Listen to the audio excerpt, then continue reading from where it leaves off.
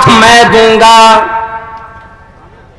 میں تمہیں ساتھ دینے کے لیے تیار ہوں۔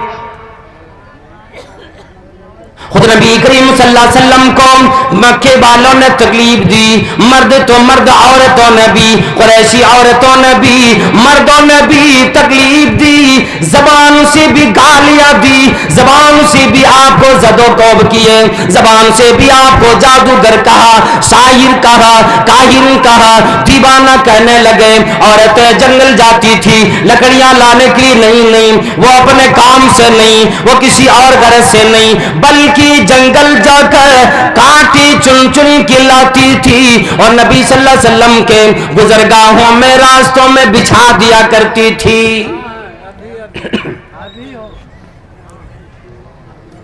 طائف کے لوگوں نے نبی صلی اللہ علیہ وسلم کی جسم اطہر پہ پتھر مارے، لہو لہان کر دیے۔ اسی لیے کوئی شاعر یوں کہتا ہے، جو لگتا ہے کوئی پتھر بدن کو دین کی خاطر، جو لگتا ہے کوئی پتھر بدن کو دین کی خاطر، تو مجھ کو وادی طائف کا منظر یاد آتا ہے۔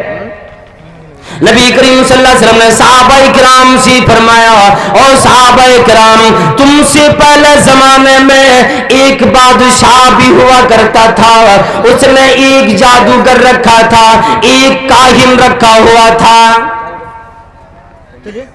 اس بادشاہ نے، نبی علیہ الصلوۃ والسلام نے فرمایا، اس بادشاہ نے ایک جادوگر بھی رکھا تھا، ایک کاہن رکھا تھا۔ فلما کبیرہ، جب وہ جادوگر بوڑھا ہونے لگا، کمزور ہو گیا، اس جادوگر نے بادشاہ سے کہنے لگا کہ بادشاہ جی، اب تو مجھے کمزوری آ گئی، مجھے بڑھاپا آ گیا، آپ ایسا کریں، اپنے علاقے میں جو ذہین و فتین لڑکا ہو، جو دل و دماغ کا مالک ہو، ایسا بچہ میرے حوالے کریں، میں اس کو یہ تعلیم دے کر جاؤں گا تاکہ میری یہ وراثت دنیا میں قائم رہ جائے۔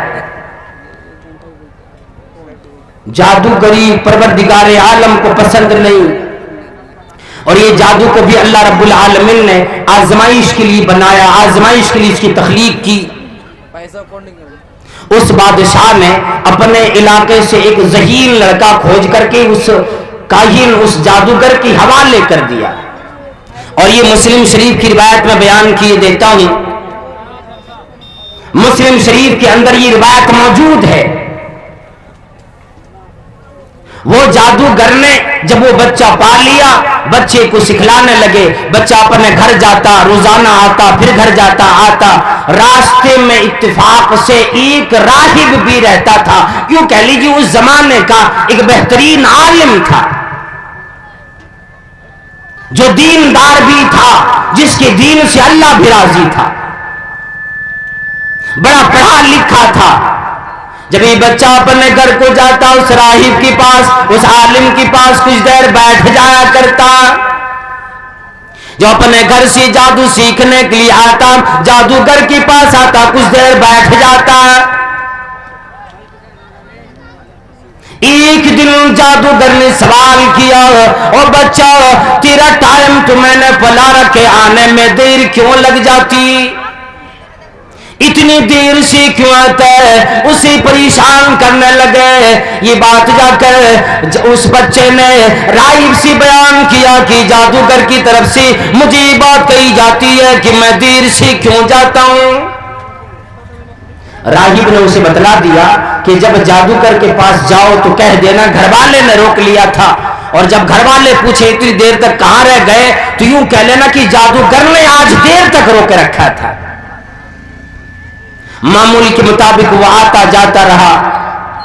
اللہ والوں، بس ایک واقعہ مختصر ہے، سن لیں آپ، اس کے اندر ہمارے لیے بڑی عبرتیں موجود ہیں، اور نبی کریم صلی اللہ علیہ وسلم، یہ صحیح واقعہ ہے، مسلم شریف کے اندر 3005 نمبر حدیث کی واقعہ میں بیان کی دیتا ہوں۔ وہ بچہ سیکھنے لگا. ایک دن اپنے گھر کو جا رہا تھا, راستے میں ایک جانور, ایک موذی جانور, یوں کہا جاتا کہ اژدہا, ایک بڑا سا سانپ یا کوئی جنگل کا شیر یا کوئی درندہ کھڑا تھا, جس وجہ سے لوگوں کے آنے جانے کا راستہ بالکل رک گیا تھا. کوئی ادھر سے ادھر, ادھر سے ادھر نہیں آ سکتا تھا. بچے نے کہا کہ آج تو مجھے اچھا موقع لگا ہے, آج میں آزما لیتا ہوں کہ آیا یہ جادوگر حق پر ہے یا یہ راہب جو مجھے سکھلاتا یہ حق پر ہے. اللہ اکبر, اللہ اکبر.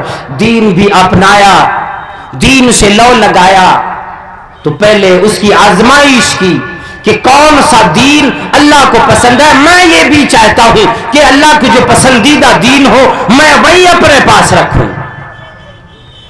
اس بچے نے ایک پتھر زمین سے اٹھایا اور یہ کہہ کر کے مارا کہ الہی اور پروردگار عالم اللہ اور رب کریم, اگر یہ جادوگر کی مقابلے میں راہب کا دین جس سے میں سیکھا کرتا ہوں, یہ راہب جو راستے میں پڑتا ہے, جو کٹیا بنا کر ایک جھونپڑی بنا کر رہتا ہے, الہ العالمین جس کے پاس میں بیٹھا کرتا ہوں, جس کے پاس میں سیکھتا ہوں, اگر جادوگر کے مقابلے میں اس کا دین تیرے نزدیک زیادہ محبوب ہے اور پروردگار عالم اور اللہ, اس جانور کو تو اسی پتھر سے ہلاک کر دے. اگر یہ جادوگر حق پر ہے تو پھر اس پتھر سے جانور ہلاک نہ ہو. یہ کہہ کر بچے نے پتھر اس جانور کو مارا. اللہ والو حدیث کے اندر یوں آتا ہے وہ جانور مر